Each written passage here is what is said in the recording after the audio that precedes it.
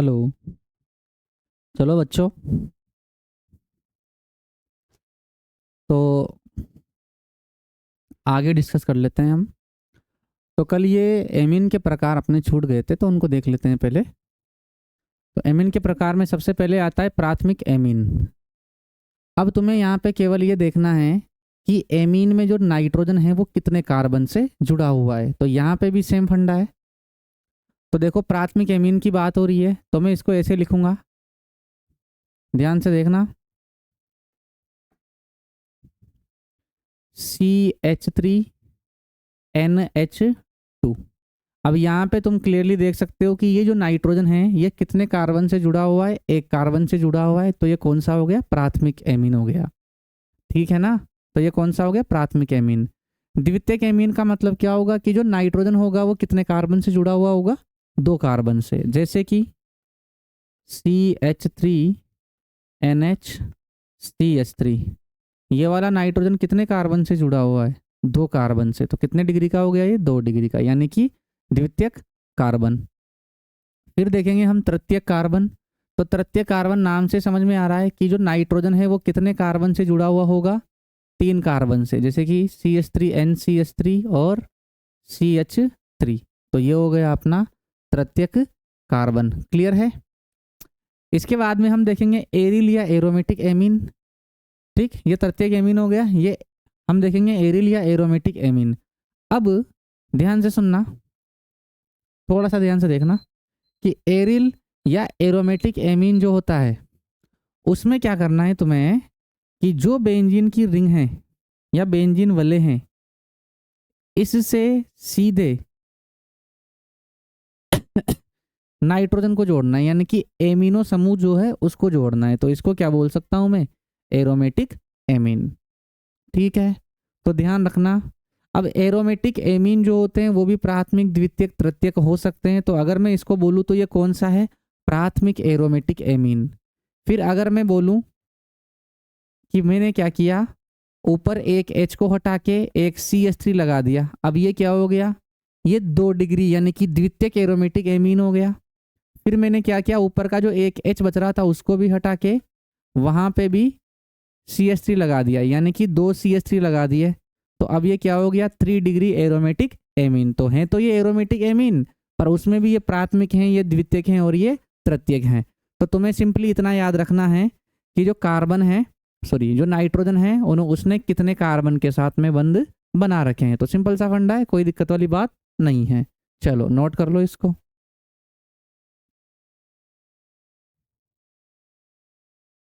चलो ठीक है, आगे बढ़ते हैं अब। नेक्स्ट देखो तुम, कार्बनिक यौगिकों का वर्गीकरण। तो थोड़ा सा ध्यान से देख लेना, इसमें कुछ भी नहीं है। तो कार्बनिक यौगिक जो है उनको सबसे पहले हम 2 भागों में बांटते हैं। कौन कौन सा? एक हो गया अपना अचक्रीय या विवृत श्रृंखला यौगिक, और दूसरे होते हैं अपने चक्रीय या संवर्त श्रृंखला यौगिक। यानी कि यहाँ पे एक रिंग का निर्माण होता है और यहाँ पे सीधी कार्बन की एक चेन होती है। ठीक है ना? यहाँ कार्बन की चेन नहीं होती, यहाँ रिंग बन जाती है, यहाँ नहीं बनती। सीधी सी बात है। अच्छा, ये जो अचक्रीय यौगिक हैं इनका एक और नाम है, इनको एलिफेटिक भी बोल देते हैं। क्या बोल देते हैं? एलिफेटिक। तो ये भी याद रखना, ठीक है? चलो, वसीय है ना। अब अचक्रीय जो है इनको फिर 2 भागों में बांटा गया है। कौन कौन से? हाइड्रोकार्बन और हाइड्रोकार्बन व्युत्पन्न। हाइड्रोकार्बन वो होते हैं जो कार्बन और हाइड्रोजन से मिलकर बने होते हैं, जैसे कि C2H6, C6H6। तो जो केवल हाइड्रोजन और कार्बन से मिलकर बने होते हैं उनको हाइड्रोकार्बन बोल देंगे। और हाइड्रोकार्बन व्युत्पन्न क्या होगा कि जब हम हाइड्रोकार्बन में हाइड्रोजन के स्थान पर कोई अन्य समूह लगा देते हैं, या फिर कार्बन के स्थान पे या फिर रिंग में या चेन में कोई दूसरा समूह लगा देते हैं हाइड्रोजन और कार्बन के अलावा, तो उसे क्या बोल देंगे हम? हाइड्रोजन व्युत्पन्न। जैसे कि CH3OH, ठीक है, C2H5Cl। तो इनको मैं क्या बोल दूंगा? हाइड्रोकार्बन व्युत्पन्न। क्यों? क्या किया तुमने? तुमने कार्बन और हाइड्रोजन के अलावा कोई अन्य समूह या फिर परमाणु लगा दिया, तो उसको क्या बोल देंगे हम? हाइड्रोकार्बन व्युत्पन्न। और ये क्या हो गया अपना? हाइड्रोकार्बन। ठीक है, अब हाइड्रोकार्बन जो होते हैं उनको भी फर्दर हम वैसे दो भागों में बांट सकते हैं, एक होता है संतृप्त और एक होता है असंतृप्त। तो बांट लेते हैं चलो इसको। तो इसको भी हम फर्दर कितने भागों में बांट सकते हैं, दो भागों में बांट सकते हैं। कौन कौन सा देखना ध्यान से, एक हो गया अपना संतृप्त हाइड्रोकार्बन और दूसरे होते हैं अपने असंतृप्त हाइड्रोकार्बन।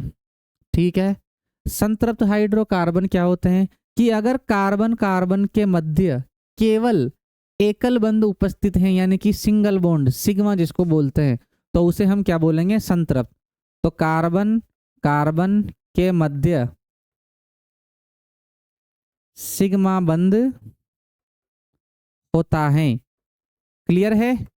और असंतृप्त किसको बोलेंगे हम, कि अगर कार्बन कार्बन के मध्य पाई बंध होते या होता है। तो अगर कार्बन कार्बन के मध्य कहीं पे भी तुम्हें पाई बंध दिख जाए, पाई का मतलब डबल या ट्रिपल बॉन्ड दिख जाए, तो वो कैसा हो जाएगा, असंतृप्त हाइड्रोकार्बन। और अगर कार्बन कार्बन के मध्य तुम्हें केवल कैसा बंध दिखे, सिग्मा बंध दिखे, सिंगल बॉन्ड दिखे, तो उसको क्या बोल दूंगा मैं, संतृप्त हाइड्रोकार्बन। क्लियर है। मैं एग्जाम्पल यहाँ पे लिख देता हूँ, ध्यान से देखना। जैसे कि CH3 single bond CH2 single bond CH3, भैया सिंगल बॉन्ड दिख रहा है सब जगह, बिल्कुल दिख रहा है ना। और देखो CH3 CH2 CH2 C double bond OCH3। अब कोई ये बोलेगा कि सर यहाँ तो कार्बन में डबल बॉन्ड आ गया, ये तो असंतृप्त है। भैया इसको ध्यान से देख ले, यहाँ पे मैंने क्या लिखा है, कार्बन कार्बन के मध्य, किसके मध्य, कार्बन कार्बन के मध्य। तो कार्बन कार्बन के मध्य डबल आना चाहिए, कार्बन और दूसरे परमाणु के बीच में डबल आता है तो उसकी टेंशन अपने को नहीं लेनी। तो ये भी कैसा है, संतृप्त। असंतृप्त क्या होंगे, जिनमें कार्बन कार्बन के मध्य में क्या आ जाएंगे, डबल बॉन्ड, जैसे कि CH3 single bond CH double bond CH2, double bond दिख रहा है चमकता हुआ, तो ये कैसा हो गया, असंतृप्त। तो मेरे हिसाब से तुम्हें मामला समझ में आ गया, संतृप्त और असंतृप्त का याद रखना। हाइड्रोकार्बन दो प्रकार के होते हैं, ठीक है। चलो अब आ जाओ तुम चक्रीय या संवृत श्रृंखला यौगिक पे, यानी कि रिंग का निर्माण होता है यहाँ। तो चक्रीय या संवृत श्रृंखला यौगिक जो होते हैं वो दो प्रकार के होते हैं, कौन कौन से, समचक्रीय और विषम चक्रीय। ठीक है। अब समचक्रीय क्या होते हैं कि अगर वलय के अंदर, रिंग के अंदर एक ही प्रकार के परमाणु उपस्थित हैं तो उसे हम क्या बोल देंगे, समचक्रीय। और अगर वलय के अंदर अलग अलग प्रकार के परमाणु उपस्थित हैं तो उसे क्या बोल देंगे, विषम चक्रीय। सिंपल सी बात है। समचक्रीय को फिर दो भागों में बांटा गया है, एलिसाइक्लिक और एरोमेटिक। और मैं तुम्हें तुम्हारी जानकारी के लिए बता दूं कि जो एलिसाइक्लिक यौगिक हैं इनको हम अएरोमेटिक भी बोल सकते हैं। क्या बोल सकते हैं, अएरोमेटिक। ठीक है भैया। ऐसे ही यहाँ पे भी मैं इनको क्या बोल सकता हूँ, एरोमेटिक। अब तुम बोलोगे कि ये एरोमेटिक एरोमेटिक का क्या लफड़ा है, तो भैया वो आगे आएगा डिटेल में, तो वहां पे पढ़ लेंगे हम, ठीक है ना। अभी तुम आगे देखो। तो यहाँ पे एलिसाइक्लिक यौगिक क्या होते हैं कि जिनमें ऐसे रिंग बन जाती है, उन्हें क्या बोल देंगे हम, एलिसाइक्लिक। फॉर एग्जाम्पल ये बन गया तुम्हारे सामने, दिख रहा है। फॉर एग्जाम्पल ये बन गया तुम्हारे सामने, दिख रहा है। समझ में आ रही है ना बात। तो ये सब के सब जो तुम्हें दिख रहे हैं, इनको मैं क्या बोल दूंगा, एलिसाइक्लिक या फिर अएरोमेटिक यौगिक। ऐसे डबल बॉन्ड आ गया, तो ये सब के सब एलिसाइक्लिक हैं, समचक्रीय हैं। क्यों, क्योंकि ये इस कोने का मतलब क्या होता था, बताया था मैंने, कार्बन होता है। तो इसमें सब जगह कार्बन है, इसमें भी कार्बन है और इसमें भी कार्बन है। क्लियर है ना। चलो अब आता है एरोमेटिक। तो एरोमेटिक यौगिक होते हैं, ठीक, वो आगे पढ़ेंगे हम क्या होते हैं। तो एरोमेटिक में दो टाइप के होते हैं अपने पहले यहाँ पे, एक तो बेंजोइड और एक होते हैं अबेंजोइड। यानी कि एक तो जिनमें बेंजीन की रिंग होती है वो, और एक जिनमें बेंजीन की रिंग नहीं होती है वो एरोमेटिक यौगिक। तो बेंजोइड कौन सा हो गया, देखना ध्यान से। जैसे कि बेंजीन खुद हो गया, तो जिनमें बेंजीन की रिंग प्रेजेंट होती है ना, उसे हम क्या बोल देंगे, बेंजोइड एरोमेटिक यौगिक। या फिर और भी तुम यौगिक ले सकते हो यहाँ पे, जैसे कि बेंजीन की रिंग है, मैंने इसके ऊपर OH लगा दिया, फिनोल, तो बेंजोइड एरोमेटिक बोल सकते हो। और देखो जैसे यहाँ पे नेप्थलीन ले सकते हो तुम, ध्यान से देखना, ये हैं और यहाँ एक और बेंजीन की रिंग इसमें मैंने जोड़ दी, तो ये भी क्या है, दो बेंजीन की रिंग जुड़ गई, तो बेंजोइड ही हो गया ये, दिख रहा है भैया। ठीक है, अब आते हैं अबेंजोइड। तो अबेंजोइड क्या होते हैं, जिनमें बेंजीन की रिंग नहीं होती है ना। तो ध्यान से देखना कैसे, जैसे मैंने लिख दिया भैया यहाँ पे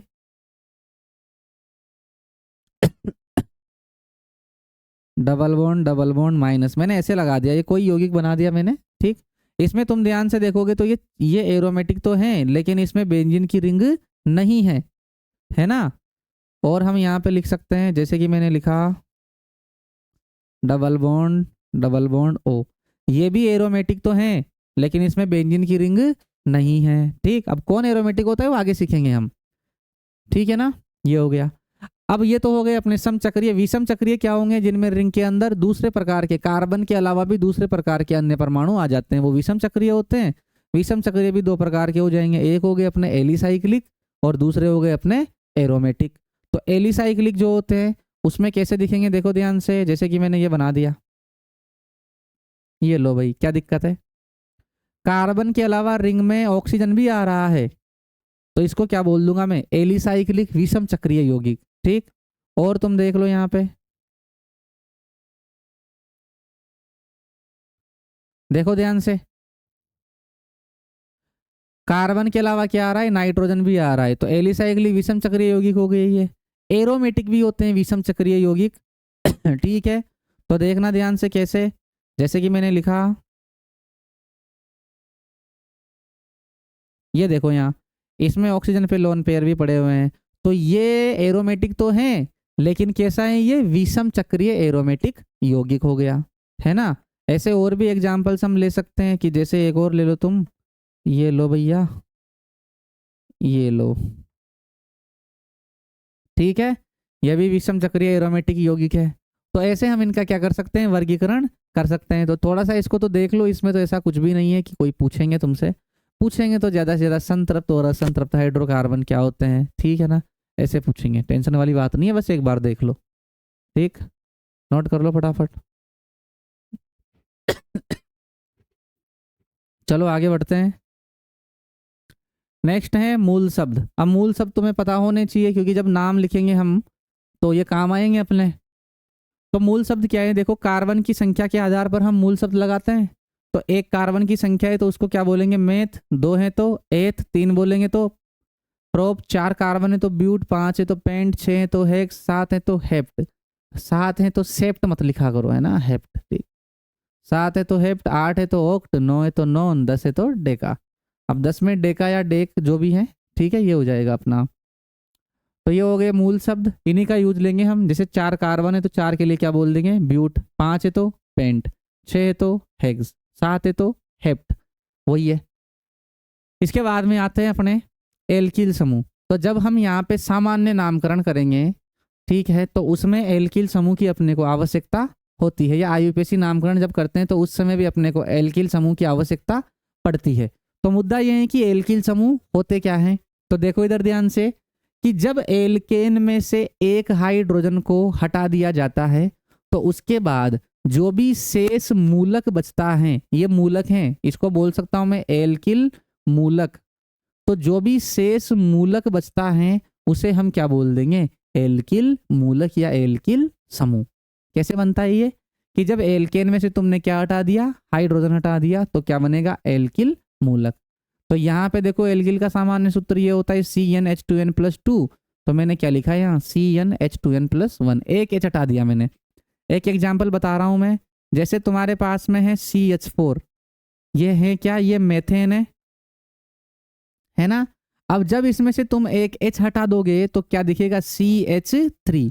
अब सुनो, इसको दर्शाते ऐसे हैं, क्यों ऐसे दर्शाते हैं, क्योंकि भैया कार्बन टोटल बंध बना सकता है 4, तुमने कितने बंध बनाए उसके, केवल यहाँ 3, यानी कार्बन की एक जो संयोजकता है ना वो खाली पड़ी है। तो ये एक संयोजकता खाली पड़ी है, वो मैंने ऐसे दर्शा दी, ठीक है।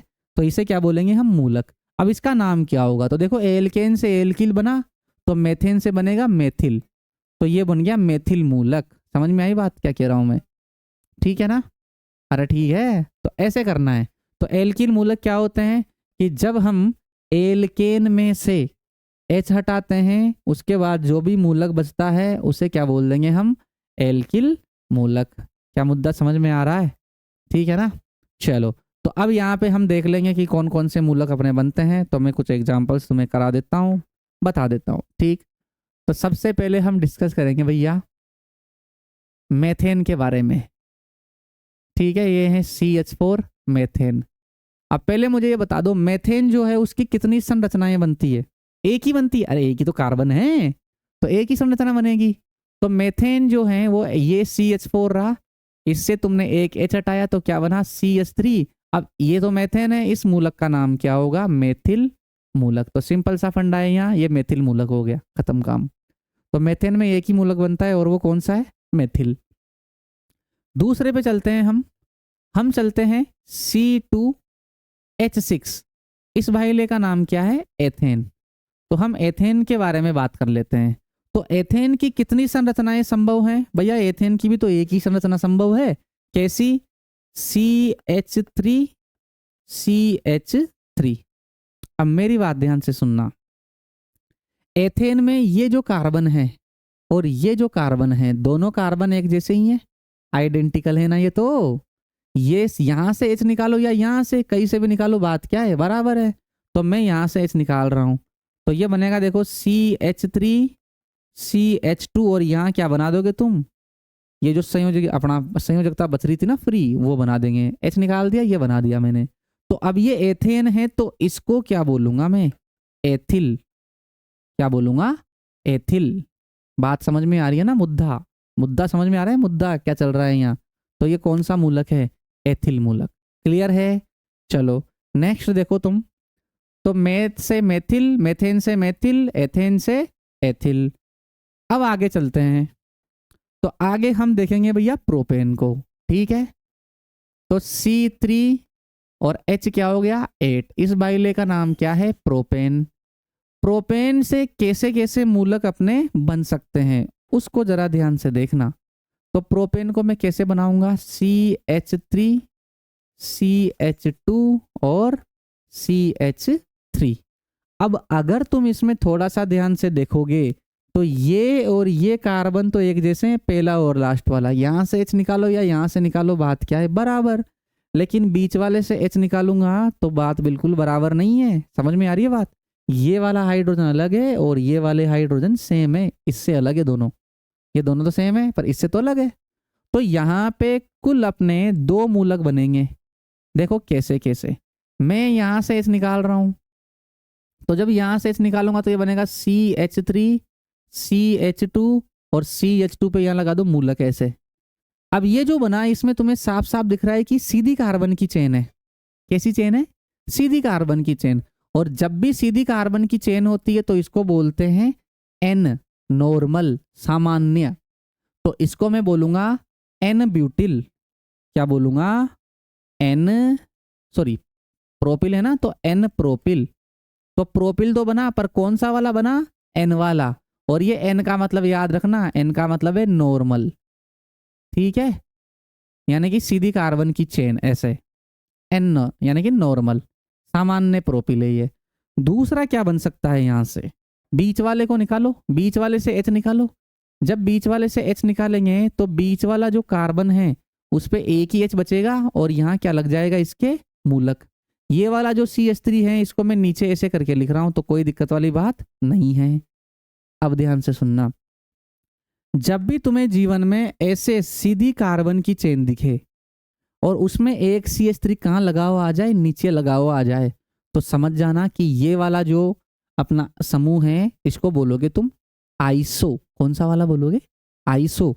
तो इसका नाम है तो प्रोपिल ही, पर कौन सा प्रोपिल है ये, आइसो प्रोपिल। बात समझ में आ गई क्या, क्या बताया मैंने, कि जब भी ऐसे सीधी कार्बन की चेन हो लेकिन नीचे क्या आ जाए, एक CH3 समूह आ जाए, तो उसे क्या बोलोगे तुम, आइसो। और केवल सीधी कार्बन की चेन है तो उसको क्या बोलोगे तुम, N। ठीक है ना, अरे बोलो ना, ठीक है, ऐसा हो जाएगा। ठीक है, चलो नोट कर लो इसको फटाफट। प्रोपिल में 2 ही बनते हैं, एक तो N प्रोपिल, एक आइसो प्रोपिल।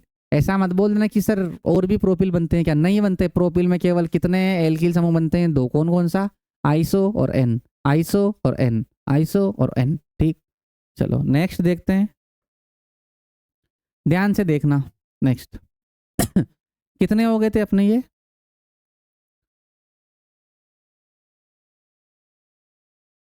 चलो तो अब चलते हैं हम ब्यूटेन के ऊपर, है ना। तो फोर्थ अपना है ब्यूटेन।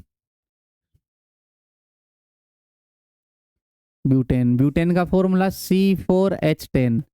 तो ये वाला है अपना ब्यूटेन। अब ध्यान से सुनना, ब्यूटेन में पहली बात तो दो प्रकार की संरचनाएं बनती है। एक तो बनती है एन ब्यूटेन और दूसरी बनती है आइसोब्यूटेन। तो पहले मैं बना रहा हूं यहाँ पे एन ब्यूटेन, ध्यान से देखना। तो एन ब्यूटेन कैसा दिखेगा, सीधी कार्बन की चेन मैंने बताया ना तुम्हें।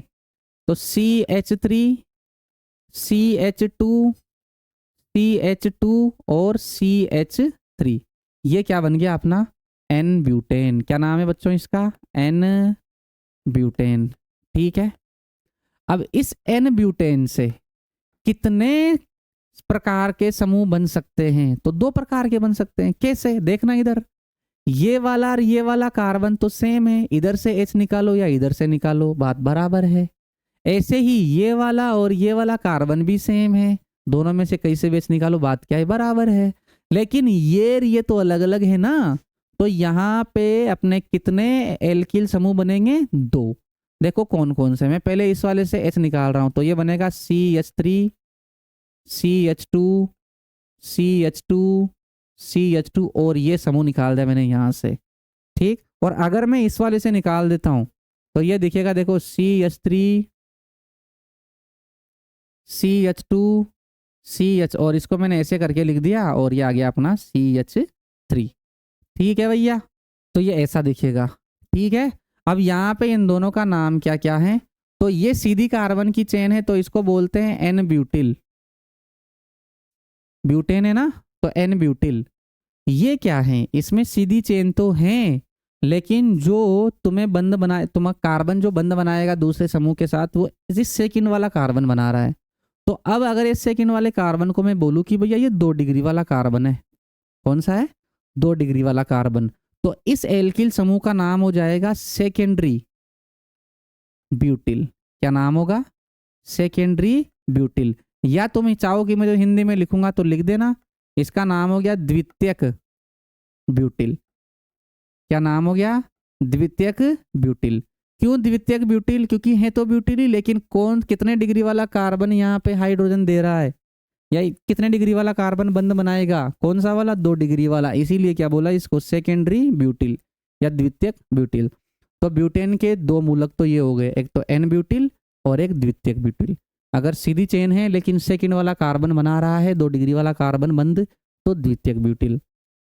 नेक्स्ट, दूसरी संरचना इसकी जो होती है अपनी, वो होती है आइसो वाली। तो आइसो में मैंने बताया तुम्हें कि एक CH3 को तुम कहाँ लिखोगे, चेन के बाहर। तो मैंने एक CH3 ऐसे लगा दिया और बाकी मैंने यौगिक ऐसे लिख दिया। तो ध्यान से देखो कितने कार्बन हुए, 1 2 3 4, ब्यूटिल है, सही, ब्यूटेन है, सही बात है। लेकिन CH3 नीचे आ रहा है, तो कौन सा ब्यूटेन है, ये आइसो ब्यूटेन है।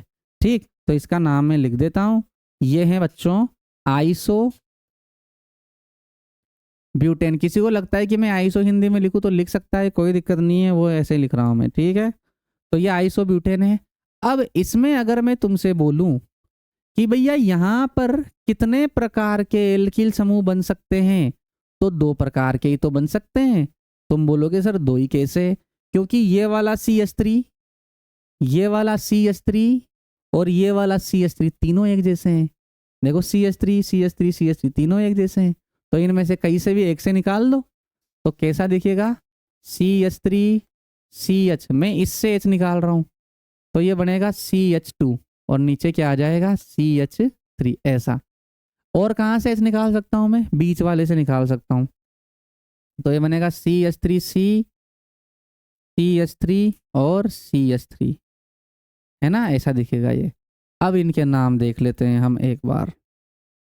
तो मैंने क्या बताया कि ऐसे सीधी कार्बन की चेन हो और लास्ट वाले एटम पर ऐसे मूलक लगा हुआ हो और नीचे क्या निकल रहा हो, एक CH3 निकल रहा हो। क्या बोला है, क्या बताया मैंने, सीधी कार्बन की चेन, लास्ट वाले एटम पर क्या लग रहा हो, मूलक, कार्बन पर मूलक लग रहा है, और नीचे क्या निकल रहा है इधर, CH3। तो इसको बोलूंगा मैं आइसो, तो इसका नाम है आइसोब्यूटिल। क्या नाम है, आइसोब्यूटिल। ठीक है, तो आइसो ये हो गया, ऐसे ये एन ब्यूटिल था। अब इसमें तुम ध्यान से देखोगे ना, तो बेसिकली हो क्या रहा है कि ये वाला जो कार्बन है ये 3 डिग्री का है। देख लो क्यों है 3 डिग्री का, क्योंकि इसने 3 दूसरे कार्बन के साथ बंध बना रखा है। तो क्या मैं इसको तृतीयक ब्यूटिल बोल सकता हूँ, बिल्कुल बोल सकते हैं। इंग्लिश में लिखे तो इसको लिखूंगा मैं टर्ट, है ना, का टर्ट मतलब टर्टरी, है ना, या टर्सरी बोले तो ज्यादा बेटर है। तो टर्ट ब्यूटिल है ये, कौन सा है ये, टर्ट ब्यूटिल। आ रही है बात समझ में। और इसको मैं ऐसे भी बोल सकता हूँ तृतीयक ब्यूटिल, तुम्हें जैसा उचित लगे तुम लिख सकते हो, ऐसे लिखोगे तो भी कोई दिक्कत नहीं है। तो ये टर्ट ब्यूटिल या तृतीयक ब्यूटिल हो गया, क्यों, क्योंकि 3 डिग्री वाले कार्बन पे मूलक बना है। ये देखो ध्यान से। तो अब ऐसा समूह आता है तो उसको क्या बोलोगे तुम, तृतीयक ब्यूटिल। तो देखो आइसोब्यूटिल सीधी चेन और एक नीचे CH3, है ना, 3 डिग्री के कार्बन पे बंध बनेगा तो तृतीयक ब्यूटिल। ठीक, ऐसे सीधी चेन और लास्ट में ऐसे एटम, लास्ट में ऐसे मूलक, तो एन ब्यूटिल। सीधी चेन लेकिन लास्ट वाले पे नहीं है मूलक, बीच वाले पे है, तो द्वितीयक ब्यूटिल, सेकेंडरी ब्यूटिल। ठीक है, चलो इसको नोट करो, फिर बढ़ते हैं आगे। चलो तो आगे देखते हैं अब। नेक्स्ट नेक्स्ट है अपना 5 कार्बन, है ना। तो 4 वाला हो गया, 5 वाला देख लेते हैं। तो ध्यान से देखिएगा बच्चों, ए बच्चों थोड़ा ध्यान से देखिएगा, क्योंकि बड़े बड़े दोस्तों में छोटी छोटी बातें होती रहती है ना, इसलिए। तो देखो ध्यान से, 5 कार्बन वाला अपना कौन सा आ गया, C5H12। इस बाइले को क्या बोलते हैं, पेंटेन, है ना।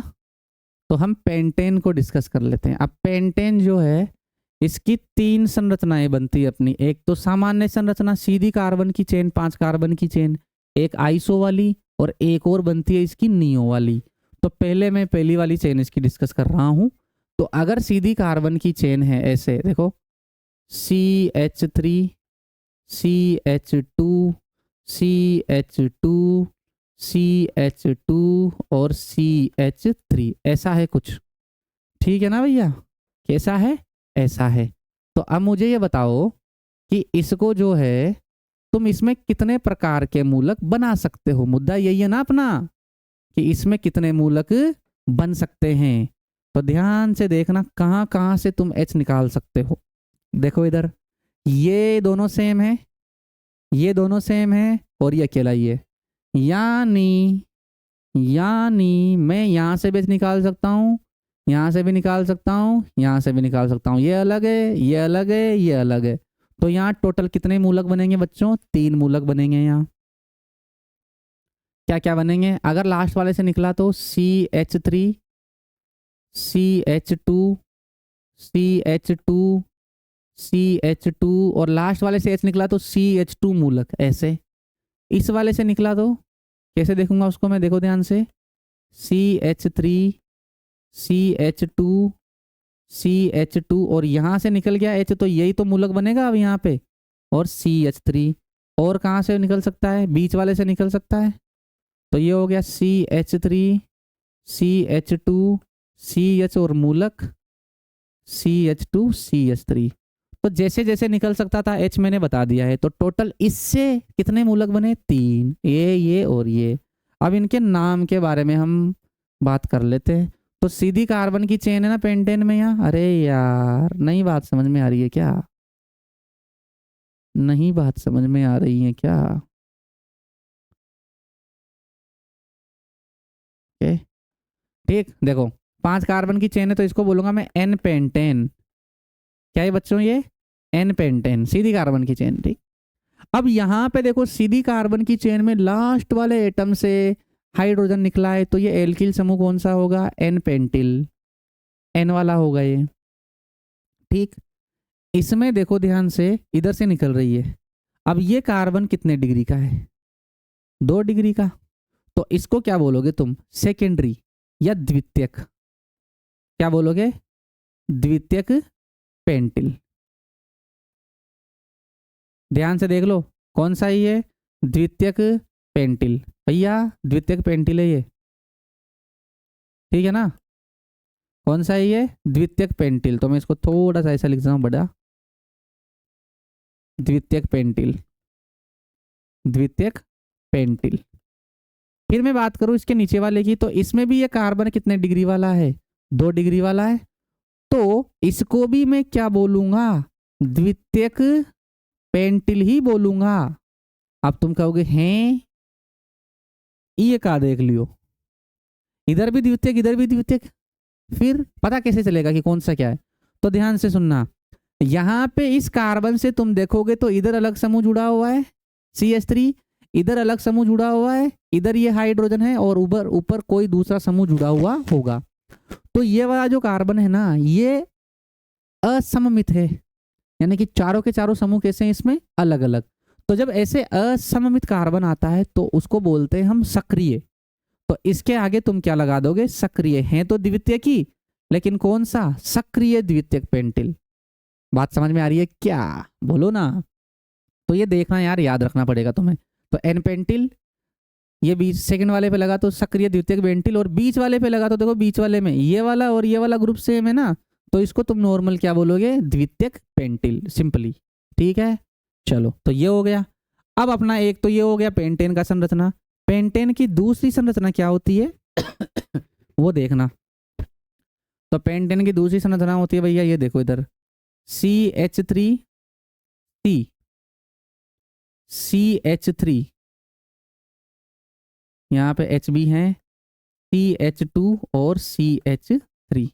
हो गई ना 5 कार्बन? गिन लो भैया, 1 2 3 4 5 हो गए।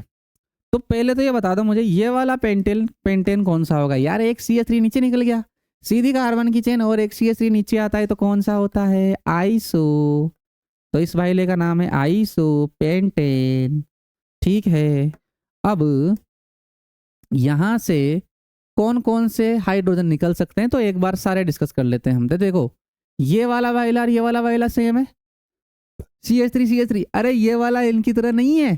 क्यों? क्योंकि यहां से चलोगे ना तुम तो 1 2 3 पर तुम्हें CH मिल रहा है, या 3 पर तुम्हें मेथिल मिल रहा है, इधर ये CH3 मिल रहा है, इधर से चल रहे हो तो।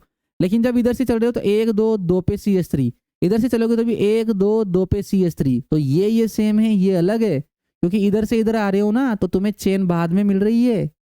तो थोड़ा सा यार ध्यान दो, है ना? ये दोनों सेम है पर ये CH3 सेम नहीं है इनकी तरह, तो ये अलग है।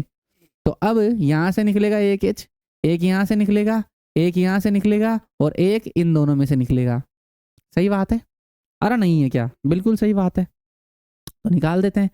कुल मिला के यहाँ 4 मूलक बनेंगे। ठीक है भैया, तो मैं 4 मूलक बता देता हूं तुम्हें, देखो कौन कौन से।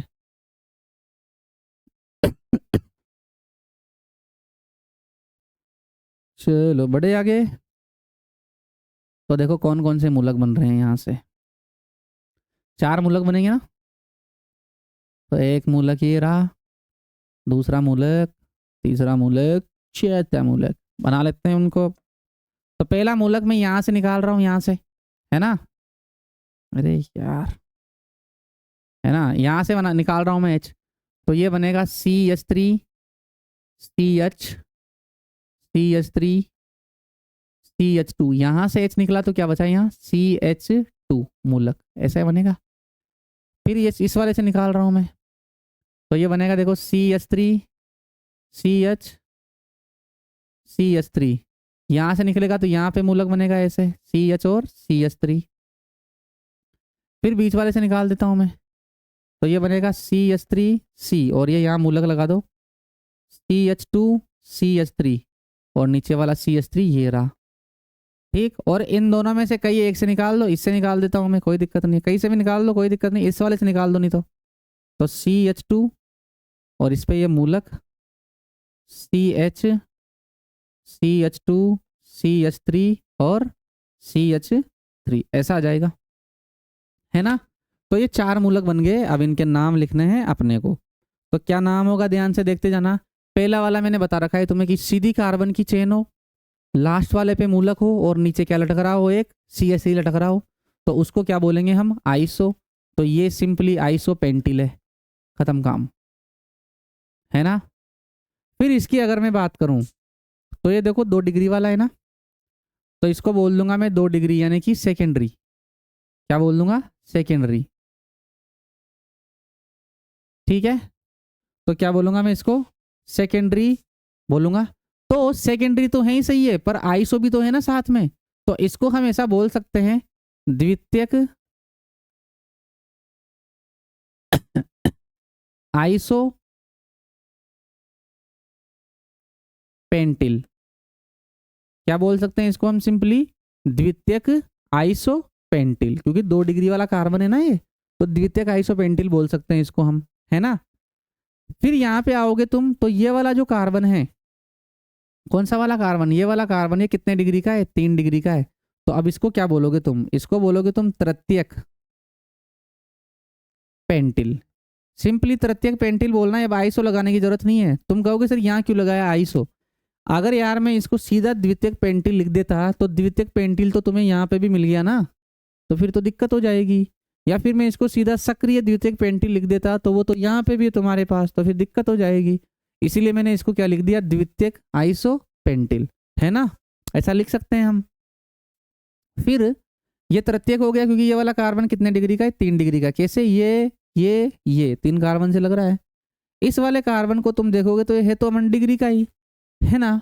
लेकिन ये वाला कार्बन सक्रिय है, तो इसको सिंपली याद रखना तुम कि इसको बोलते हैं हम सक्रिय पेंटिल। डायरेक्ट सीधा इसको क्या बोलते हैं, सक्रिय पेंटिल। इसको क्या बोलते हैं, सीधा सक्रिय पेंटिल। तो सीधा याद रखना ये सक्रिय पेंटिल होता है। इधर वाले CH3 के पास वाले कार्बन पे मूलक हैं तो सक्रिय पेंटिल, और इधर की साइड में यानी कि यहाँ उधर ही उधर मूलक हैं तो कौन सा, आइसो पेंटिल। तो थोड़ा सा याद रखना बस, है ना, और ज्यादा ऐसे आता नहीं है, पर फिर भी देख लेना एक बार, ठीक, नोट करो इसको, नोट कर लिया। चलो नेक्स्ट एक और बच गया अपना इसका, उसको भी खत्म करते हैं, है ना। तो पेंटेन जो है उसकी एक और संरचना देखने को मिलती है, तो ध्यान से देखो कैसी, कि मैं इसको ऐसे बना सकता हूँ, CH3 CH3 CH3 और CH3। अब अगर मैं तुमसे बोलूं कि ये कैसा है, इसका नाम क्या है, तो इसको बोलते हैं नियो पेंटेन। क्या बोलेंगे इसको, नियो पेंटेन, ठीक है ना। अब नियो पेंटेन में अगर मैं तुमको बोलूं कि यार यहाँ एक ही प्रकार का मूलक बन सकता है, तो तुम कहोगे सर क्यों, क्योंकि ये चारों के चारों CH3 एक जैसे ही है ना। देखो एक जैसे ही है, इधर से निकालो इधर से निकालो इधर से निकालो, बात बराबर है। तो यहाँ एक ही मूलक बनेगा, तो मैं उसको लिख दूंगा CH3 CH2 मूलक, और ऊपर CH3 और नीचे CH3, है ना। इसका नाम क्या हो जाएगा, इसका नाम सेम नियो पेंटिल हो जाएगा, खत्म काम। क्या नाम हो जाएगा, नियो पेंटिल। नियो पेंटेन से क्या बन गया, नियो पेंटिल। तो ये थे तुम्हारे एल्किल समूह, जो तुम्हें थोड़ा सा क्या करने हैं, याद रखने हैं। क्या मुद्दा समझ में आ रहा है, ठीक है ना। ये है, नोट कर लो इसको, आगे बढ़ते हैं। चलो थोड़ा सा और रह रहा है, उसको देख लेते हैं फटाफट, देखना ही है। अरे 1 मिनट, क्या हो रहा है। चलो नेक्स्ट देखो तुम, ये हो गया अपना, इसको देखो तुम अब, कार्बनिक यौगिकों की नाम पद्धति। तो कार्बनिक यौगिकों के नाम लिखने की 3 पद्धतियां होती है। एक होती है रूढ़ या व्युत्पन्न नाम पद्धति, दूसरी होती है सामान्य नाम पद्धति, और तीसरी होती है IUPAC नाम पद्धति। तो रूढ़ नाम पद्धति सबसे पहले हम डिस्कस कर लेते हैं। तो रूढ़ नाम पद्धति क्या होती है, लिखा हुआ है यहाँ पे, देखना ध्यान से। कार्बनिक यौगिकों का नामकरण उनके स्रोत अथवा गुण के आधार पर रखा जाता है।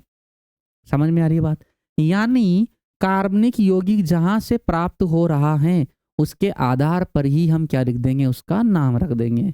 फॉर एग्जाम्पल, ध्यान से सुनना, ध्यान से सुनना, कोई मान लो हरियाणा का है तो उसको क्या बोलेंगे, ओए हरियाणवी। पंजाब कहते पंजाबी आ गया पंजाबी, बिहार से आ रहा है तो बिहारी आ गया, है ना, राजस्थान से आ रहा है तो राजस्थानी आ गया। ऐसे हम जहाँ से कोई आदमी आता है ना, जहाँ से कोई आता है हम उस जगह के हिसाब से उसका नामकरण कर देते हैं कि देखो देखो देखो बंगाली आ रहा है, बंगाली है, ठीक है। तो वैसे ही स्रोत के आधार पर जहां से वो आ रहा है, जहां से उसका व्युत्पन्न हुआ है, उसके आधार पर हम उसका नामकरण कर देते हैं, या गुण के आधार पर। गुण के आधार पर कैसे, कि जैसे मान लो कोई ज्यादा खाता है तो खाओ नीत, समझ में आ रही है बात, ठीक है, कोई ज्यादा खा रहा है तो खाओ नीत, कोई ज्यादा सो रहा है तो आलसी है। तो गुण या स्रोत यानी कि गुण या उनकी उत्पत्ति जहां से वो मिले हैं उनके आधार पर नामकरण कर देंगे तो उसको क्या बोलेंगे हम, रूढ़ नाम पद्धति या व्युत्पन्न नाम पद्धति। क्लियर है, चलो नेक्स्ट, इसको नोट कर लो फटाफट। चलो आगे देखो अब तुम, लास्ट देखो रूढ़ नाम, ये स्त्रोत है, सॉरी ये सूत्र है, ये इनके रूढ़ नाम है और इनके क्या है, स्त्रोत है। तो ये 2-4 एग्जाम्पल तुम देख लेना। देखो क्या है कि ये CH4 है, CH4 का जो रूढ़ नाम है व्युत्पन्न नाम वो क्या है, बायोगैस या गोबर गैस। कहाँ से मिलता है ये, कार्बनिक यौगिकों के सड़ने पर। कार्बनिक यौगिकों में अपने गाँव में तुमने देखा होगा रेवड़ी, देखिए ना रेवड़ी, जहाँ गोबर डालते हैं, जब वहाँ गोबर डालते हैं तो वहाँ पानी वगैरह सब आता है तो उसको गड्ढा करके उसमें गोबर डालते हैं, ठीक। तो गड्ढा है तो पानी तो आएगा ही सही, और गोबर भरा है, अब गोबर क्या है, कार्बनिक यौगिक। तो जब गोबर सड़ता है तो वहां पे जो गैस निकलती है वो कौन सी गैस है, CH4। अब इस CH4 का नाम इसके आधार पर ही क्या रख दिया, गोबर गैस या बायोगैस। बायोगैस क्यों, क्योंकि ये कार्बनिक यौगिक जो है उनको मैं क्या बोल सकता हूँ, बायोडिग्रेडेबल, है ना, इसीलिए क्या नाम रख दिया, बायोगैस या फिर गोबर गैस, मेथेन, है ना। वो सड़ी सड़ी वास जो आती है, सड़ती है कोई चीज कार्बनिक यौगिक, तो वो यही है, ठीक। तो बायोगैस या गोबर गैस क्यों, क्योंकि गोबर सड़ने पर मिल रही है, तो बायोगैस गोबर गैस CH4। HCOOH, ये देखो इसको बोलते हैं फॉर्मिक अम्ल। ये कहाँ से मिलता है, लाल चींटी से।